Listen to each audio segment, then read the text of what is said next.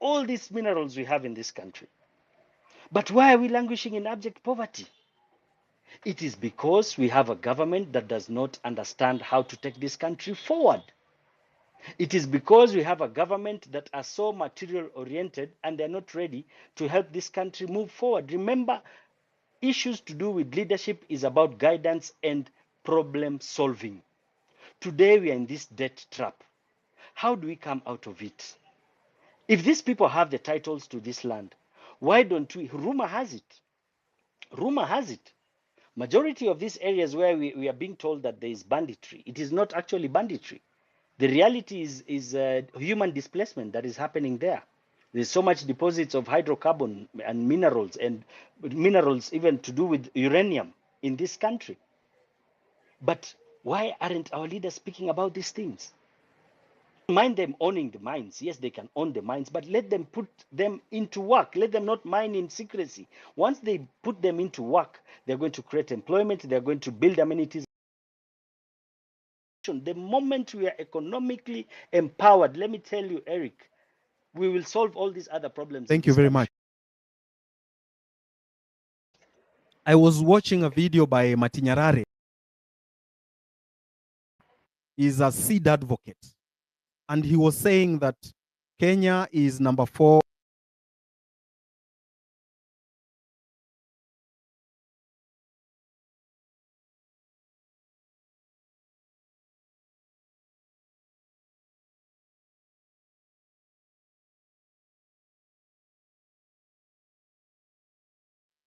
on the cancer index list. Number 1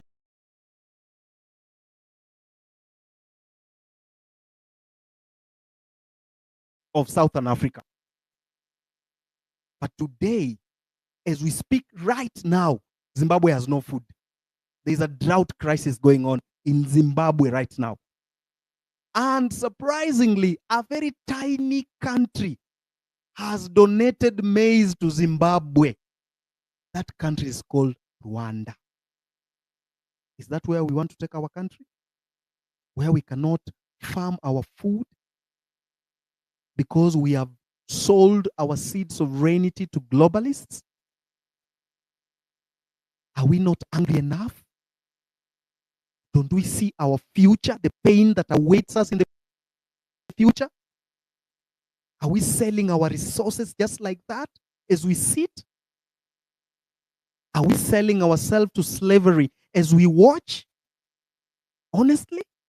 And there is someone who says he's a university student and says the government is doing something for them? Honestly? And you come and abuse me? Or abuse someone who wants the government to behave better? Really? Are you normal? There's a group that has been formed here on X where people are discussing this space and abusing me. And say, I do not think we are at all. go on. Thank you for this opportunity, Amerix. Fellow Kenyans of goodwill, I would take a rather different angle. I'm a 26-year-old gentleman and might not know so much about my country in terms of history. I might not know who did what or what goes on where, but one thing I'm certain of is that this system is currently not working for us. It is a very painful reality that we are losing people to not only disease and hunger, but now people are dying in the arms of government. It's a far deeper insult that the government will kill us specifically for asking them to be accountable. When we started this, and the tenor and the spirit behind the hashtag Ruto must go, people look at it and think that we are trying to overthrow the government. I have not once in all the protests I have attended, and I have not missed a single one since we started protesting, I have not once met a young person who wants to overthrow the government and occupy that seat. The government has consistently killed us for being peaceful and asking them to be accountable. There are very, very many atrocities that have happened to the country. Some things which are absolutely unbelievable. Like the fact that when I heard Amerix talk about us being high in the cancer index, I'm thinking just beyond lifestyle. We still have toxic nuclear waste that was dumped in northeastern. And I was wondering, how comes those people who lead a relatively healthy life, where do they have such high cancer prevalence? We have toxic waste, we have minerals, all these other sides. And there's a young person probably who's on this space and they're wondering, I do not have this much information, but I know I have rage and I know I cannot stand for this government in its corrupt nature. I'm here to tell you that it is valid, whatever it is that you're feeling. You do not need to be the most educated for you to understand that we are being churned out of a system that will never assimilate you for work. That if you do not have any connections, and we call them networking, but it is corrupt decisions made by a few individuals, that the wealth disparity in this country is so great, and the people who are part of the elite want to make it look as if you're not hardworking enough. If as a young person you're here and you're listening to the sound of my voice, as we consistently continue to educate ourselves, when that constitution says all sovereign powers belong to the people of Kenya, it is talking about you. Let nobody intimidate you for your lack of knowledge, for you trying to pursue good governance. Because a lot of the people who plunged us into this mess, there are wheeler dealers amongst us who plunged us into this mess, who marketed this president and this current administration, and who currently are trying to piss on our intelligence. I will take a rather different angle because there could be more informed people who will tell you about the fishing basket in the Indian Ocean and how it is a 10 trillion economy that we as Kenyans are not allowed to touch. Despite us knowing that annually, if there's something that can bring the country 10 trillion, we are supposed to pay attention to it. But it is controlled by very few individuals who have stashed their wealth outside. They're given pockets of land in our colonizers' lands, and they take it and they sell our souls. If, as a young person, you're listening and you're wondering what this rage is about, do not listen to anybody who asks you the question, what next?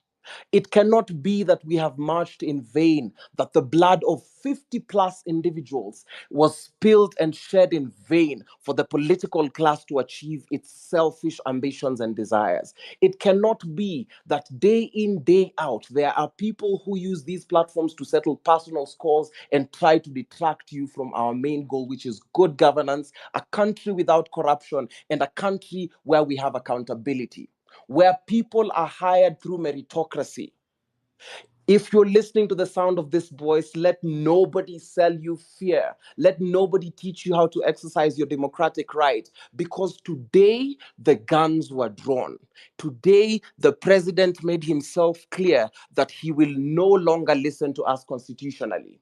And part of the things that I listened to his subtlety when he was saying that enough is enough. And you've seen the police do it. You've seen them accuse us of violence. They've said that they've received intelligence that goons are planning to infiltrate the movement. What goons and why do they not act on that intelligence as soon as they find it? If as a young person you are confused about this, I am here to assuage you and let you know that your rage is in the right place. Rage on, march on, forge on, because we are being sold. I've been listening to the submissions of the previous speakers, and it breaks my heart to know that we live in such a country. To remind you, young people, that what we have achieved in 2 months is the kind of change the country has been seeking to achieve. Do not let the hijack of the political class of the movement discourage you because we started this. I am here to encourage the young people. We will get information, but for God's sake, if you're listening and you're tired, do not rage on because we've just begun. The tribeless, leaderless, partyless, and most especially fearless trope starts now, because this is the time. Remember, when we were protesting, the president was not this vocal. Today, he said that enough is enough. You've seen another foreign country congratulate a person for their nomination and they've called it a reappointment. I'm asking myself, why would they not do that from personal accounts? How can it be intergovernmental agencies applaud a certain individual in a country for a reappointment before they're even vetted and sworn in? There is something sinister. I will not claim monopoly over knowledge, but I know that our hearts and our rage are in the right place. Please do not allow anybody to sow the seeds of disunity and fear and despair in your hearts. The rage moves on. Exercise your constitutional and democratic right to civil disobedience. We are protesters, not rioters and looters, as some of people are trying to paint us. As a young person, if you're listening to the sound of my voice, rage on, because the people who died, Denzel did not die in vain, Rex did not die in vain, and as if it is not enough, the 12-year-old Shuja Kennedy did not die in vain. Let their blood not have flowed in vain. There are people who left their homes in the morning and never made it back. There are people whose bodies were riddled with bullets. People who will never walk again. They sacrificed their limbs and their emotions and their organs that we may have a better country. For their sake, let their blood not have flown in vain. We cannot take this from a regime that does not want to listen, a regime that claims dialogue, but dialogue is a preserve of the political class. When they want to dialogue with the clergy, they do it in open camera. When they want to dialogue with each other as political class, they do it on our taxpayers' money, sometimes in resorts. But when they want to dialogue with the youth, it is on the point of a gun, at the other end of a baton, looking stupid, or we are found in swamps, floating, tortured, dead. If you dare raise your voice, you are abducted and killed. As a young person, I'm urging you to rage on. The older generation that is here with us have supported us consistently. They are giving us information and equipping us. But let us not be detracted from the rage that is going on, because the rage is not a call to disorder. It is not a call to ban our country. It is a call to proper governance. Rage on, march on. And when you say Ruto must go, you know clearly the issues that we are fighting is a lack of meritocracy. We have seen them pride themselves in tokenistic things where they want to appoint first female things, but that is setting us back ways in which we will never be, because we can never take these tokenistic appointments seriously. Rage on, because they are pissing on your intelligence, that once they give us a youth, we find that we can trace them as a proxy to a person who's bearing a case. We said dissolve, not reshuffle. He did exactly that and still gave us people who constitutionally should not even be nominated. He might be playing a long game to try and show us that he has assuaged us, because we know the executive has captured the legislature, and he might take the names so that they are rejected at the legislative level for him to pass off as a person of good governance. We declare that we have seen through that ruse. As a young person, if you're listening to the sound of my voice, rage on. Do not accept your future to be sold out by political prostitutes, people who deal with the lives of millions. And I have said time without number, corruption is akin to genocide. When you take money that belongs to young mothers, you are Kaskazini, killing millions of generations. Kaskazini, Rage you on. can wind up. You can wind up. As I wind up, as we plan to occupy, as we plan to continue to exercise our democratic rights, as we plan to implement our constitutional rights, do not be coward. I am calling you to unity.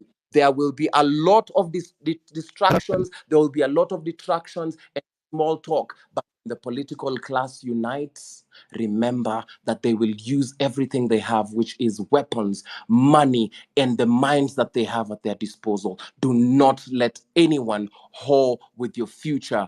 Rage on. Okay. Thank you so much for the solid submission. So I'm going to let Dr. Beatrice, the PS, to answer the questions that were brought upon her. And Dr. How are Yes. you telling these young people to occupy Nyayo House? Na hapo hata Nyayo House Nyayo. ukienda bila ID hauwezi ingia. Then another question is, Why are you telling them to occupy the 10th floor? You are not telling them the Yes. exact room number that you work in. Haujui room unafanya kazi? So if you can answer those questions and the previous ones that I had brought up, before I bring in the next speaker.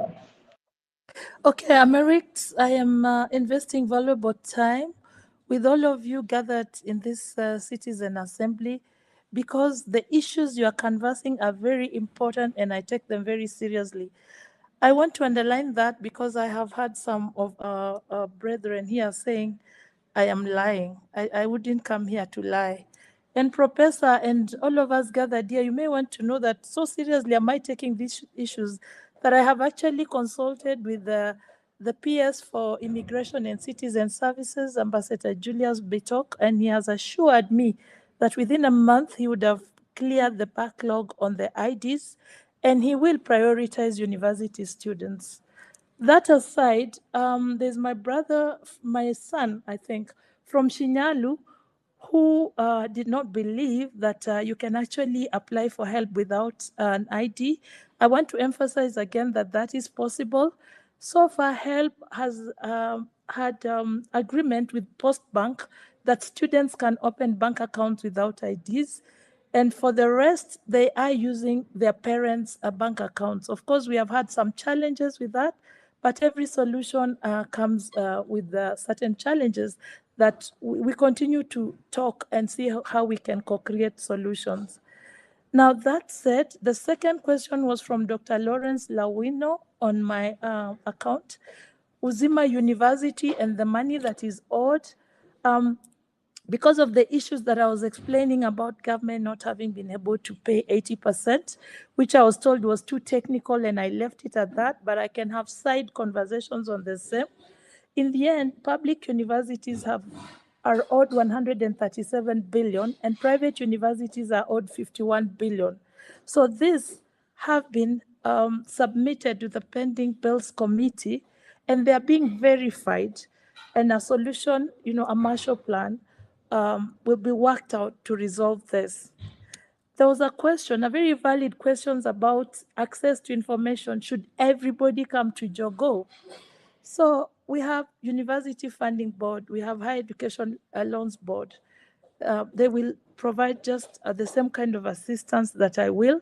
And you can also call, they have call centers. So those who need help do not necessarily have to come to Jogo, but those who come are very much welcome. And also, University Funding Board and Higher Education Loans Board have teams in the fields. So if they have not reached you, know that they will reach you because they have teams in the fields answering questions and helping students apply. We also have support through the Huduma centers. We are also engaging the chiefs in the barazas to be able to share information and point wananchi to the right centers of information and support. If also you are near a university, universities have help desks that support in sharing information and helping students apply for this support. And I'm very happy to say that so far, 94,000